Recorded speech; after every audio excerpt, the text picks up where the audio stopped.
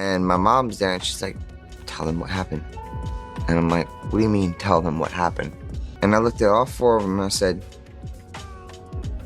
I said, are y'all crazy? I said, what you think I'm gonna do? Tell you that Michael did something bad so that we can sue him for money? But Diddy taught him well, right? The flavor freak off. Scooter Braun taught him well. Justin Bieber spent 48 hours with Diddy, talking about we about to get it in. Where we hanging out and what we doing, we can't really disclose, but it's definitely a 15-year-old's dream. He signed to Usher. I'm signed to Usher. I had legal guardianship of Usher when you know he did his first album. I did Usher's first album. That I was just, living in this shame, living in all this sort of stuff of my past, and I wasn't able to move on. Do you think the person that the you of then was on a path of self-destruction? Oh, for sure. Yeah, I would have, for sure, 100%, yeah. Aaron Carter's mom has made a pretty remarkable decision. She has decided she wants the world to see the death scene, where the bathroom where Aaron was found dead. Did Aaron's crusade?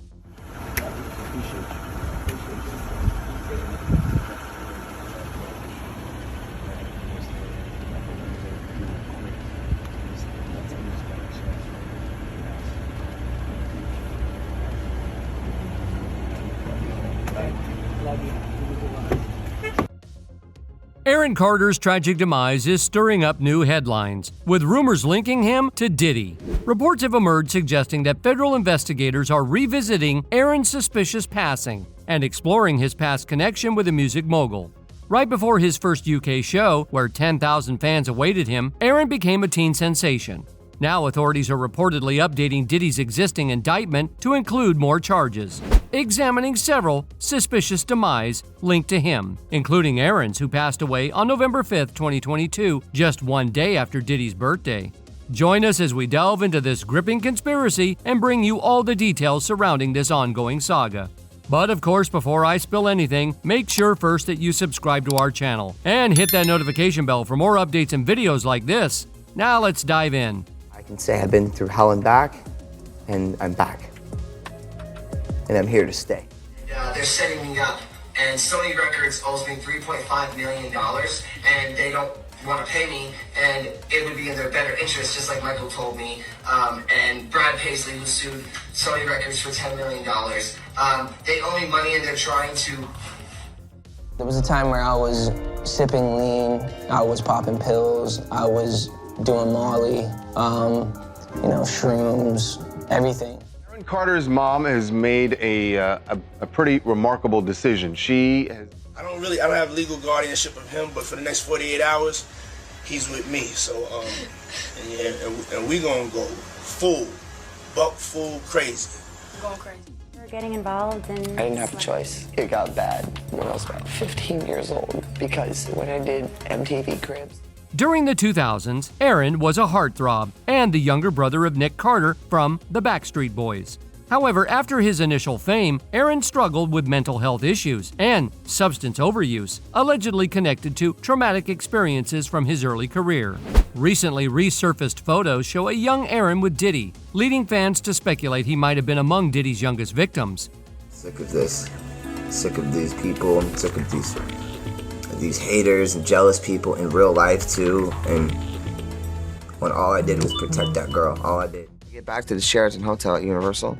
Over here, there's 4 FBI agents waiting for me. And my mom's there, and she's like, tell them what happened. In the months before his passing, Aaron openly hinted at knowing sensitive information about powerful figures in the entertainment industry. He shared several cryptic posts online, and just before his demise, reached out to Kanye West for a conversation. Later, Kanye claimed Aaron was harmed by Harley Pasternak, Kanye's former trainer and rumored handler, who allegedly threatened to institutionalize him. None of these Jewish talk about, oh, he's in an episode. Harley Pasternak followed me to the hotel, kill Aaron Carter, and now they acting like they won't clear the Backstreet Boys sample. Kanye's recent claims link Diddy to a network of powerful individuals, reportedly including Harley Pasternak, who he says threatened him on behalf of these figures. But this might only scratch the surface. Investigators are now allegedly exploring whether Diddy has used poison to silence people, with Aaron Carter, Kim Porter, and Jamie Foxx's cases being re-examined, though Jamie survived his almost life-ending experience. Rumors suggest Aaron was preparing to reveal serious secrets about Diddy, potentially connecting him to a hidden Hollywood ring that preys on young stars. Did Aaron know something that threatened Diddy's carefully maintained image? And what really happened to Aaron in his final hours? Begging you and I'm pleading you, help me raise $100,000 as soon as I can so I can move to an undisclosed location where I am safe. My realtor won't sell my house. They're all involved in this and they're trying to keep. Just as it seemed Aaron Carter was making a comeback, tragic news broke on November 5, 2022. He was found unresponsive at home and pronounced lifeless shortly after. Though he had battled addiction and mental health issues for years, questions still linger about his final moments. Initially, his demise wasn't considered suspicious, and people assumed he may have relapsed. But since then, unusual details have emerged about his last hours. The first police report said his housekeeper discovered Aaron's body in the bathtub, though no cause of demise was shared immediately. Silence breaker for my brother, who is a artist, and they're after my life. My whole family is after my life, and they're setting me up. And Sony Records owes me $3.5 million, and they don't want to pay me, and it would be in their better interest, just like Michael told me. They owe me money, and they're trying to off. And I'm begging you, and I'm pleading you, help me raise $100,000 as soon as I can so I can move to an undisclosed location where I am safe. They had cops come and check for a rope in my garage, saying I wanted to hang myself. 2 days after his passing, the LA Times reported that the LA County Coroner's Office had performed an autopsy, but the cause of passing was pending toxicology results. Though these tests typically take weeks, it wasn't until April 2023, 5 months later, that the official report cited accidental drowning due to inhaling compressed gas.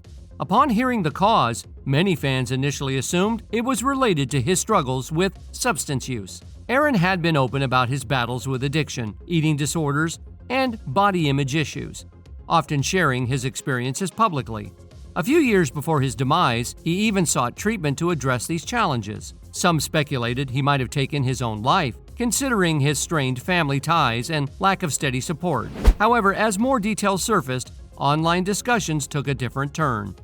On my Twitter, and I see people saying, you look like you have AIDS, you should go die. I don't understand how I dedicated 22 years of my life to my fans, and now they turn on me. Do you regret ever getting involved in... I didn't have a choice. It got bad when I was about 15 years old, because when I did MTV Cribs, the day that I had to go show off that house, my mom and my dad told me, we're getting a divorce, but you still have to go do this. I had to go show off all the stuff my whole life that was going to be taken away from me.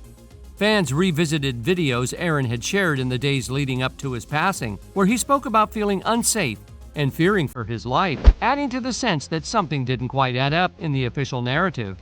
9 days ago, Aaron Carter had this to say. I'm afraid for my life. Anybody else have neighbors from hell, or am I the only one too? They don't deserve an explanation, sweetheart. None of them do. No, they don't. And that's why I'm just moving. My property is completely secluded. These neighbors have been the scariest, worst people. I was threatened by them. For some background, reports surfaced about Aaron's neighbors, Anthony and Amanda Cheval, who were both trained in medicine and tried to help him after hearing a 911 call on a police scanner. But things took an odd turn. The house sitter allegedly blocked them from entering. According to the Daily Mail, Amanda, a registered nurse, brought her defibrillator bag ready to assist. However, when they reached the door, the house sitter reportedly told them she couldn't let them in, then locked the door and quickly ran away from it. Adding to the oddness, the house sitter supposedly tried to prevent the police from entering when they arrived shortly afterward. Even if she didn't recognize the neighbors, police are left wondering why she would also obstruct law enforcement, especially if there was a chance to save Aaron's life. In another twist, some speculate about Aaron's ex-fiancée, Melanie Martin. About a year before Aaron's demise, he allegedly broke up with Melanie. believing she was working with his family to place him under a conservatorship, a similar arrangement to the one Britney Spears famously fought against. This understandably angered Aaron, leading to their breakup. But apparently she was in communication with his family to put him under a conservatorship. Or at least that's what he thinks she's doing. Yes, the same type of conservatorship that Britney Spears fought years to get out of. So of course, Aaron Carter is very upset at Melanie Martin. They split up. Melanie had a troubled history with Aaron, having been arrested at one point for allegedly attacking him, a situation he later shared about in a YouTube video. Following this, Aaron sought a restraining order against her and pursued custody of their son. It's unclear if they fully reconciled before his passing, though some reports hint they may have been on better terms shortly beforehand. My ex-girlfriend is now in jail for she ripped my trachea out, she ripped my arms open, she ripped my back open, and she punched me where I got my tooth pulled out of my mouth. So, and then hurt my trachea so bad that I can't speak. But what caught fans' attention was how Melanie acted immediately after Aaron's passing. She reportedly brought 2 moving trucks to his home while the police investigation was still ongoing, which struck many as unusual.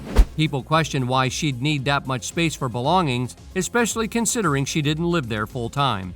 With all these unsettling details, some fans began to wonder if Melanie could have been a part of a group of so-called Hollywood handlers. On top of this, Aaron's relationship with his family was strained. He had previously accused his brother Nick of mistreatment and shared that his late sister Leslie had done things to him as a child that she may not have intended.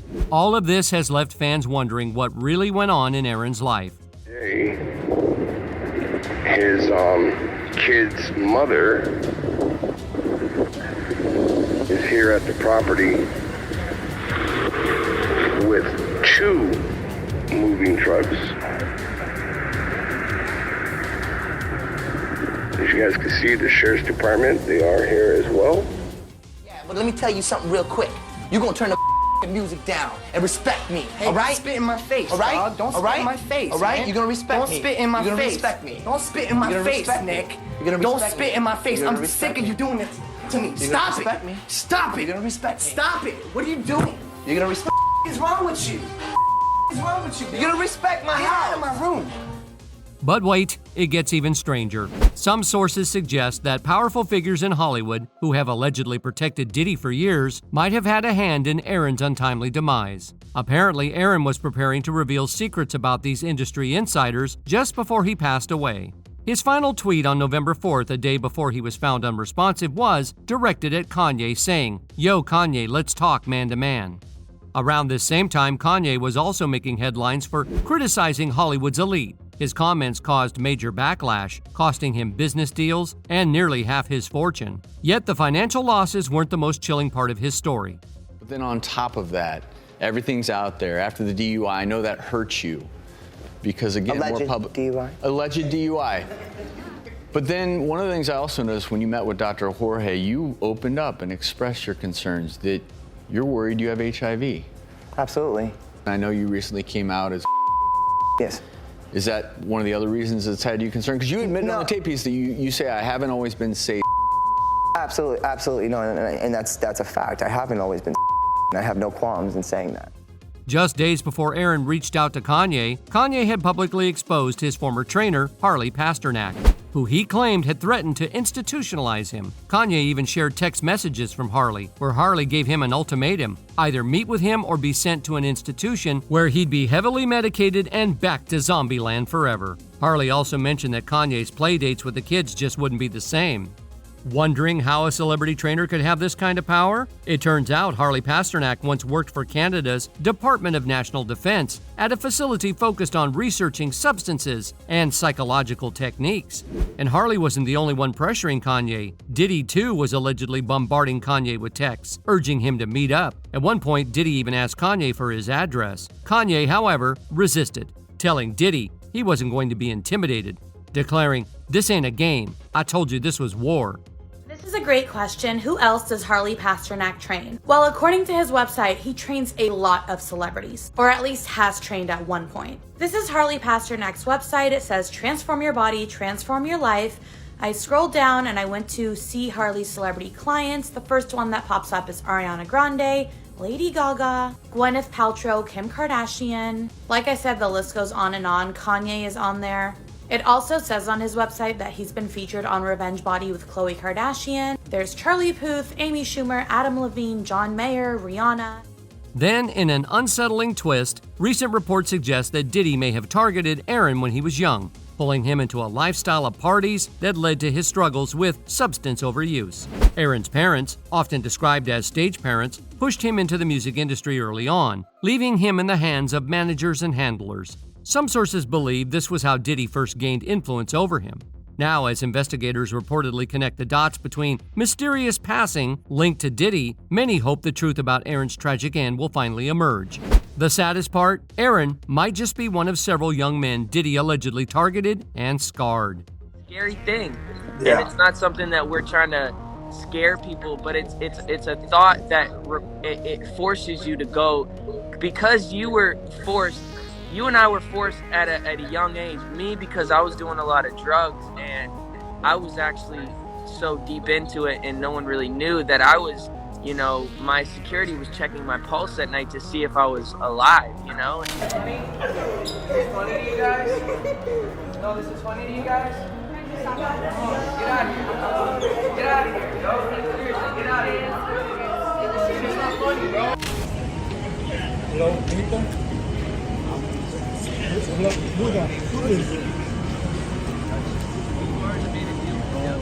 Recently, Justin Bieber and his wife, Hailey, celebrated the birth of their first child, a son named Jack Blues Bieber. Yet this joyful milestone has been clouded by reports that Justin is still grappling with mental health struggles, supposedly linked to unresolved trauma from his early years in the music industry. Rumors have circulated that Justin was mistreated by P. Diddy and possibly others during that time. Now, as Diddy faces a new lawsuit from a man alleging SA at one of his parties years ago, fans are revisiting concerns about Justin's past interactions with Diddy. First time I smoked weed, I don't suggest this, but I was 13. 12 or 13. People close to Justin say his loved ones are deeply worried.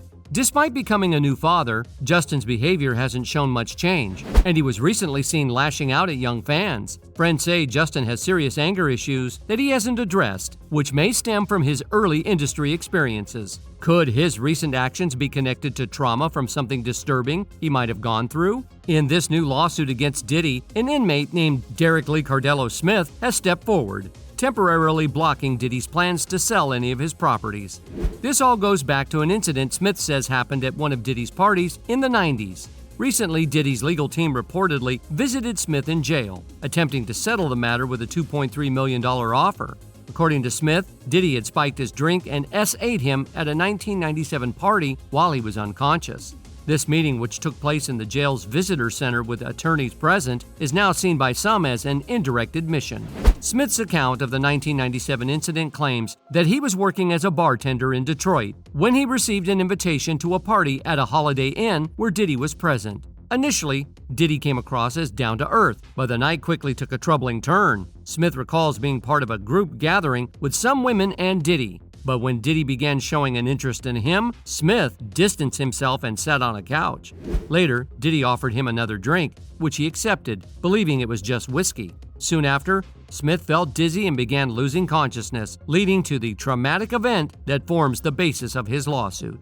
I then went to get another drink, and Sean asked me if I needed something else. I said no, and he said, "Here, drink this one." And I thought it was another glass of Jim Beam, so I took it because I had sat one down in the other room, and then I drank some more, and I stayed sitting there and began getting drowsy and started to pass out. And then Sean Combs said to me, "I added a little something to it for you.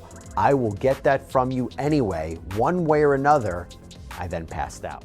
After that night, Smith says he lost consciousness. Fast forward to now, and Cardello Smith is suing Diddy for a staggering $100 million. Shortly after the lawsuit was filed, Diddy put his Los Angeles property on the market. This is the same property that Homeland Security raided in March. Smith quickly filed a motion for a temporary restraining order, arguing that the sale was a way for Diddy to avoid paying if he lost the case. Surprisingly, the judge agreed and put a 90-day hold on the property sale. These shocking claims have reignited old rumors about Diddy's alleged behavior towards young male stars, bringing past stories involving Usher and Justin Bieber back into focus. Fans familiar with Justin's journey know he's faced some serious struggles. Once the reigning pop star, Justin's passion for music seemed to fade over time. Last year, he sold his entire music catalog for $200 million, then canceled his world tour the following month. Many remember the infamous video showing Diddy and Justin spending 48 hours together when Justin was only 15. But this may just be a piece of a darker story. Rumors suggest that Diddy may not have only taken advantage of Justin early in his career, but could have even passed him around to others in the industry. Allegedly powerful people in entertainment may be covering for each other's actions. Usher, who lived with Diddy as a young teen at Diddy's so-called Puffy Flavor Camp, might have gone through something similar. I moved to New York City, and I lived with Sean Puffy Combs for a year. That's the crazy thing. Now, that was L.A. Reid's idea, right? We're sending you New over York to City. something called Puffy Flavor Camp. There you go.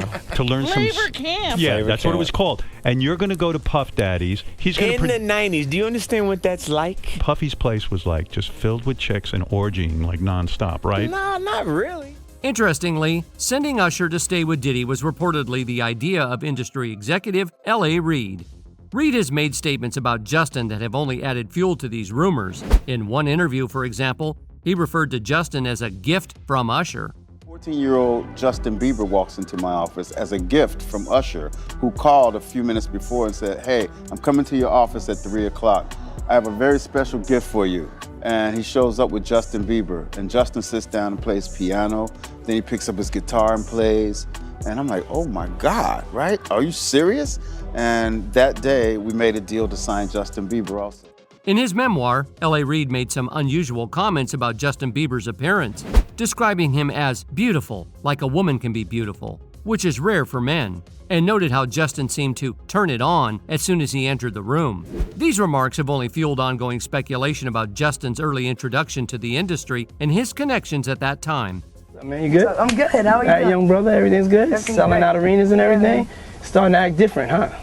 No, you ain't been calling me and hanging out the way we used to hang out. Well, I mean, you try to get in contact with me, through all my, partners and whatnot. Mm-hmm. But you never really got my number, so. Right. My Okay. number? Yeah. I'm gonna tell you my number. Yeah. It's 555. Now, many fans believe that Justin may have been exploited and deeply affected as a young star, and some think he's been trying to drop hints about his experiences, though these went unnoticed. For instance, in the music video for his 2020 song Yummy, Justin is seen at an elegant dinner party surrounded by wealthy, older guests watching young performers. At first, it looks like a typical scene, but things take a strange turn towards the end. As the room empties, an elderly man lingers in the background, and in the final shot, a piece of cake transforms into a photo of a young Justin, an eerie detail that feels out of place. Fans took this as a possible clue that Justin was hinting at unsettling experiences within the industry. Meanwhile, other concerning videos have surfaced of Justin partying with Diddy and other industry figures. In one clip, Diddy and rapper The Game are seen encouraging Justin to drink alcohol, despite him appearing visibly intoxicated. As he stumbles, his pants are seen slipping down, adding to fans' concerns about how he may have been treated during these early years.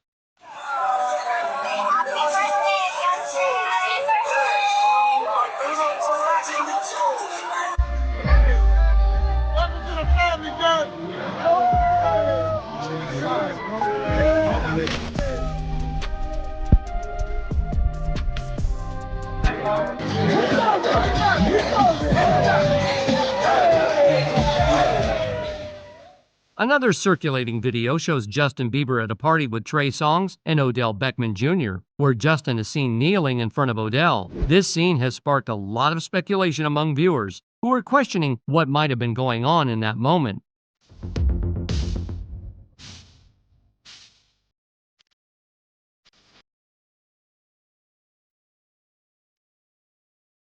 Just like it wasn't seminal fluid that Justin Bieber was wiping away from his mouth when he brought his face up from Odell Beckham's groin in a club with Trey Songz on the lookout. The images are there. Diddy-fied. Hashtag no Diddy. Hashtag no Diddy. Really disturbing footage of Bieber Odell Beckham and Trey Songz. Yes. Like, and Trey's like literally sitting there playing Lookout. Playing Lookout as Justin Bieber goes down on Odell. The boy came up with his mouth wet. Mouth wet. What? Dribbling. Now, what they're gonna try to say is, no, Justin Bieber was just doing a line of coke. No, he didn't mess with his nose when he came He up. put a lot of coke with his mouth. He wiped his mouth. When you do His mouth was wet. you do this when you finish your line. His You wipe your mouth mouth when you was suck wet. his That dick. wasn't post-nasal drip. That was seminal fluid. It was Odell dick. Rumors have circulated that Diddy may have introduced Justin Bieber to substance use, a path Justin later admitted he took to escape difficult circumstances. What makes this even sadder is that Justin seemed to have no one he could fully trust. Each time he thought he'd found a mentor, they allegedly exploited him. After experiencing trauma, allegedly linked to Diddy, Justin turned to religion for comfort. Unfortunately, he ended up in celebrity-focused churches that are said to take advantage of stars trying to escape the industry's dark side. It was a time where I was sipping lean, I was popping pills, I was doing Molly, shrooms, everything. You have all these people around me just kind of hanging on, wanting stuff from me, knowing that I was living this lifestyle that they also wanted to live, drinking, smoking. Last year, Justin hired TriStar Entertainment, led by Lou Taylor, Britney Spears' former manager, linked to her controversial conservatorship. Fans grew concerned, fearing Justin might be stepping into a similarly troubling situation. They also found that Taylor was a board member of Justin's former church, Hillsong, and married to Rob Taylor, founder of another celebrity-focused church, Calvary Chapel. Fans then scrutinized Hillsong, discovering a history of scandals and allegations, especially involving young people. Hillsong's founder, Brian Houston, faced backlash over his leadership in Australia's Pentecostal Assemblies of God, and it was revealed that his father, Frank Houston, had essayed young boys. Despite this, Hillsong resurged in the mid-2010s, partly due to celebrity endorsements, with Justin as a notable member. In 2014, he even lived with his pastor, Carl Lentz, briefly, and was baptized by him in an unusual 2 a.m. ceremony in Tyson Chandler's bathtub. During this period, photos and videos emerged of Justin and Carl appearing uncomfortably close.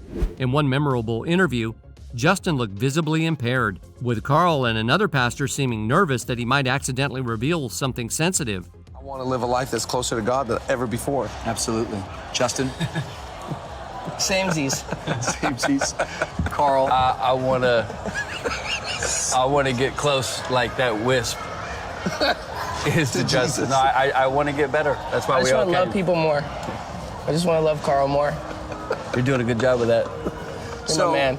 Justin, this is your second time at Hillsong Conference? Yes. And what's different this time about being here? I just think my faith grows every day. So my faith is stronger than 2 years ago.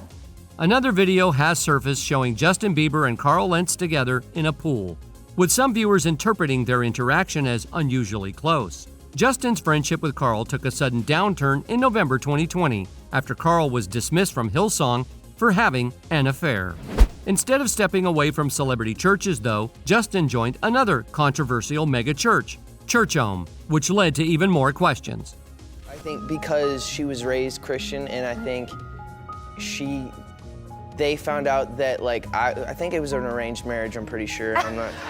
Looking back now, I'm like, it was definitely an arranged marriage. They set this whole thing up. Rumors have long suggested that Justin and Hailey's marriage was arranged, a notion Justin has jokingly acknowledged. However, some believe there may be truth to it. Allegedly, Judah Smith, a close friend of Hailey's father, Stephen Baldwin, played a big part in pushing Justin towards marriage, possibly due to Stephen's hope that Hailey marrying a pop star would benefit Church Home financially. Stephen reportedly promised Judah that Hailey would keep Justin's donations flowing if they married. Lou Taylor, Justin's former manager and rumored influential figure in celebrity churches, was also linked to Church Home's board, but her name disappeared from the website following allegations involving Diddy. In February, producer Lil Rod sued Diddy, exposing that a TriStar executive managed his payments, fueling speculation about a network of questionable individuals in the industry. Justin's recent social media posts and outbursts have fans concerned, with many suspecting he feels trapped and unable to openly address his experiences with these churches. Friends say he's been struggling emotionally, even after becoming a father. His temper has also been an issue. An In Touch source revealed that friends are urging him to seek help for his anger. A recent incident at the Waldorf Astoria where Justin told fans to get out of here after they approached him for a photo has heightened concerns about his well-being. It's funny to you guys? No, this is funny to you guys? Get out of here. Get out of here, yo. Seriously, get out of here. It's not funny, bro. After the video went viral, a source told In Touch that Justin doesn't seem to be in a good place, noting his frequent public outbursts and visible stress. They added that those around him feel he should seek help to manage his anger sooner rather than later. However, there's concern that Justin relies on celebrity churches like Church Home for support instead of licensed mental health professionals.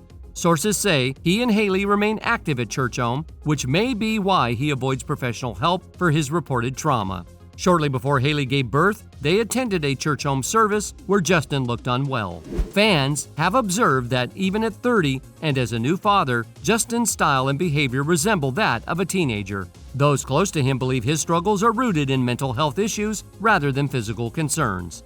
But what do you think about all this? Share your thoughts below and stay tuned for our next video.